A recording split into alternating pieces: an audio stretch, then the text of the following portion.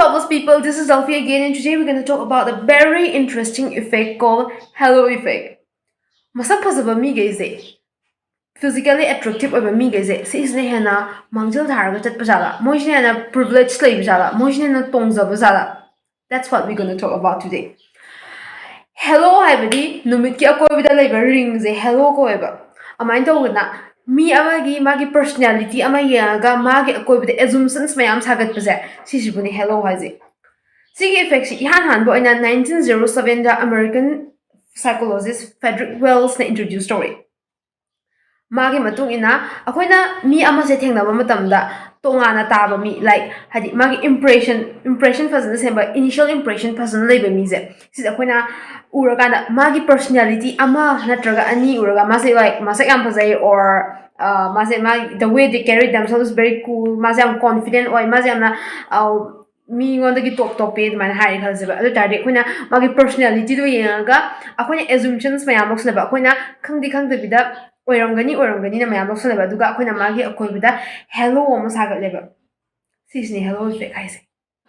ꯁꯣ hello ꯏꯐꯦꯛꯁꯤꯅ ꯀꯩꯗꯧꯍꯟꯒꯦ ꯍꯥꯏ ꯃꯇꯝꯗ ꯃꯤ ꯑꯃꯁꯦ ꯁꯤꯁꯤꯒꯤ ꯃꯥꯒꯤ ꯑꯐꯕ ꯀ꯭ꯋꯥꯂꯤꯇꯤꯁ ꯑꯃ ꯎꯔꯦꯕ ꯑꯗꯨꯒ ꯑꯩꯈꯣꯏꯅ ꯑꯦꯖꯨꯝꯁꯟꯁ ꯃꯌꯥꯝ ꯂꯧꯁꯜꯂꯦ ꯑꯗꯨꯒ ꯃꯥꯒꯤ ꯑꯀꯣꯏꯕꯗ ꯑꯩꯈꯣꯏꯅ ꯍꯦꯂꯣ ꯑꯃ ꯁꯥꯒꯠꯂꯦꯕ.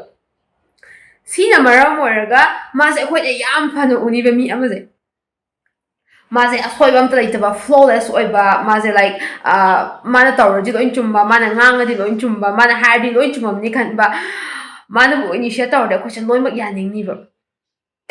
amain tawgana hojiki mi jina tawbuse akoina mana phattaba tawa like magi positive aspect to yanga magi negative aspects akoina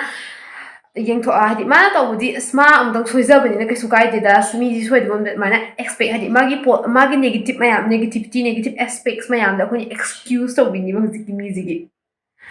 aduna sisina kaithon ha matamda hojiki mi jina maga credentials manaba maga mana tawriba thabok da haiba magi qualification chap manaba mi amaze sise akoina hello effect sagali be mi duna henna na khangini ba. First say akhoi se hospital da chatleba doctor ani leramiba doctor amasina like makoi marang isum tom nupa more khalase yamna ubada yamna akhona hainadaba hadi motpa hygienic oideba nupa more khalase and doctor amasina masak am phajabo ama ore khalase masak am phajaba lesabi am ore khalase atari akhoi karamba hena prefer tawni matamda masak phajaba lesabi ju prefer tawini ba. That's because of the hello. Akoina assume taweba hojiki nupis di masak phajabani madi like ubada akoina madi mana hena kaino torongani mana hena madi hygienic oibani na mana hena hairamgani assume taweba subconsciously auga nupa ma maga chapmana na haiba manbido adudi akoina madi hapu chuina thamameba. So hello effects in a positive traits to yanga migi negativity outlook tawbusneba ana positive yanga negative yanga mido khatharamba amsoina sisina horn effect koiba. So hello effect ki equal and opposite na horn effect so duneba anna atopa wari moi greng sidi hello effect ki matang da khatang sanarase sumaina wana mi amazigi constant bias haidi masai akoina huji doctor da chatla ganda doctor da sabi do khalina aduna takpure akoise da sabi do oina bias lay haibane ba huji ki doctor ama hapuzu budu da gidi natra amaina akoina akoigi day to day life ta mi ani leibasida akoina mi amazida hadi henna pambase bias leibase thoeba thokta natiba loima everywhere workplace to igara relationship to igara siblings ki marak to igara family igara relatives igara everywhere sigi hello effect se thoeba adubu khangjan gadabadi akoina mi amagi perspective mi amagi akoina mi amada smile tarongani na khanbaje si loin chumba nateba. We should be aware of this hello effect and akoina aware oigadabani masigi hello effect sigi matangda auga amana ne ko mo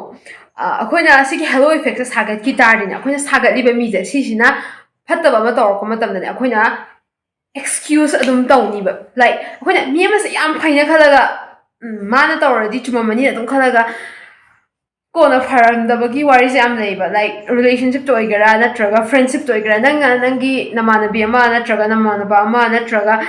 relationship partner natraga admaina family members or relatives ama se yam phaina khanba aduga moina di nangoda gaslight tawraga nangoda di kana badum loba nangoda di kemta kana ba pitaba amai to sum yam leiba. So we should be aware of this thing. ꯑꯩꯅ ꯌꯥꯝ ꯍꯥꯏꯅꯤꯡꯕ ꯑꯃꯅ ꯑꯃꯨꯛꯀ pretty privilege ꯍꯥꯄꯨꯖꯨꯕ ꯃꯤ ꯑꯃꯒꯅꯦ ꯃꯁꯥꯅ hygienic ꯑꯣꯏꯕ ꯃꯁꯥꯅ ꯗ well ꯀꯦꯔꯤꯠ ꯑꯣꯏꯕ person ꯍꯥꯏꯗꯤ ꯁꯦꯜꯐ ꯁꯐꯤꯁꯤꯌꯦꯟ ꯑꯣꯏꯅ ꯃꯤ ꯃꯌꯥꯝꯗ ꯁꯣ ꯇꯧꯕ ꯉꯝꯕ ꯃꯤ ꯑꯃꯒꯁꯦ always time ꯑꯀꯣꯏꯕꯗ ꯂꯩꯔꯤꯕ ꯃꯤꯁꯤꯡꯁꯦ ꯁꯤꯁꯤꯅ ꯑꯗꯨꯝ bias ꯑꯣꯏꯅꯤꯕ ꯐꯖꯩ ꯅꯠꯇ꯭ꯔꯒ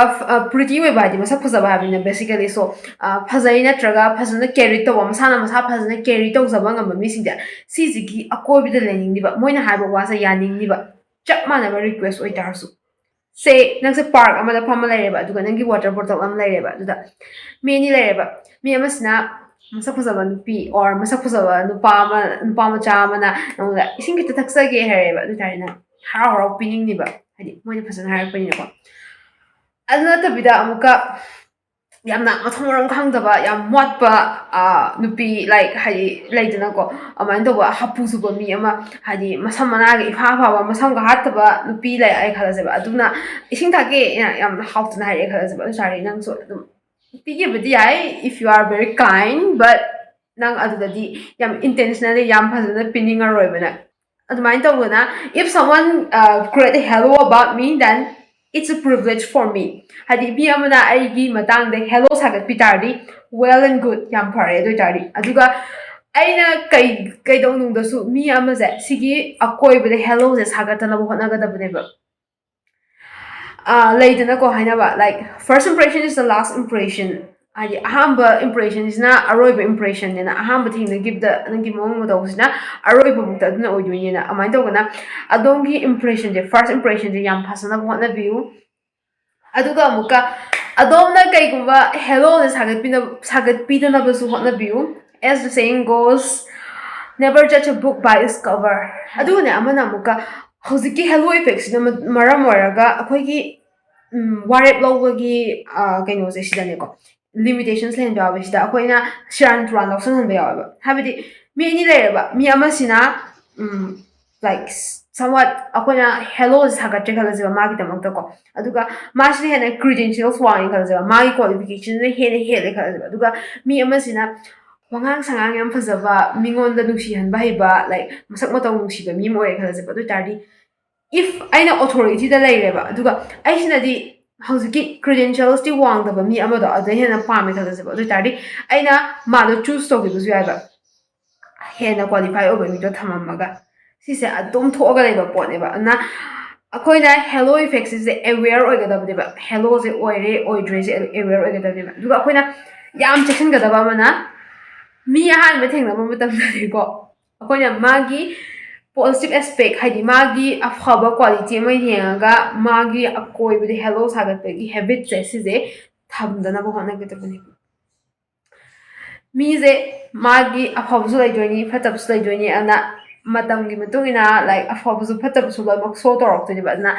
ꯑꯗꯨꯗꯣ ꯁꯣ ꯇꯧꯍꯜꯂꯕ ꯃꯁꯥ ꯃꯊꯟꯇ ꯁꯣ ꯇꯧꯍꯜꯂꯕ don't create a hello about them ꯍꯥꯏꯗꯤ ꯃꯥꯅ ꯁꯨꯃꯥꯏꯅ ꯇꯧꯔꯕꯅꯤꯅ ꯂꯥꯏꯛ ꯃꯥꯁꯦ ꯌꯥꯝꯅ ꯍꯣꯠꯅꯕ ꯀꯜꯂꯕꯅꯤꯅ ꯁꯨꯃꯥꯏꯅ ꯇꯧꯔꯝꯃꯅꯤ ꯑꯣꯔ ꯍꯥꯏꯗꯤ ꯃꯥꯗꯤ ꯌꯥꯝ ꯍꯣꯠꯅꯕ ꯀꯜꯂꯕꯅꯤꯅ ꯃꯥꯗꯤ ꯃꯤꯉꯣꯟꯗ ꯂꯥꯜꯂꯝꯃꯔꯣꯏ ꯃꯥꯗꯤ ꯌꯥꯝꯅ ꯊꯃꯣꯏ ꯁꯦꯡꯉꯝꯃꯅꯤ ꯍꯥꯔꯗ ꯋꯥꯔꯀꯤꯡ ꯑꯣꯏꯔꯝꯃꯅꯤ trust worthy ꯑꯣꯏꯔꯝꯃꯅꯤꯅ ꯑꯗꯨꯃꯥꯏꯅ don't create a hello about people hello about a person ꯑꯗꯨꯃꯥꯏꯅ helloꯁꯦ ꯁꯥꯒꯠꯄꯤꯒꯅꯨꯕ so that's it for today see you again in the next video ꯑꯗꯨꯒ ꯑꯗꯣꯝꯅ ꯀꯩꯒꯨꯝꯕ ꯁꯤꯒꯤ effectꯁꯦ interesting ꯑꯣꯏꯅ ꯈꯟ ꯇꯥꯔꯗꯤ you can check out other content on my channel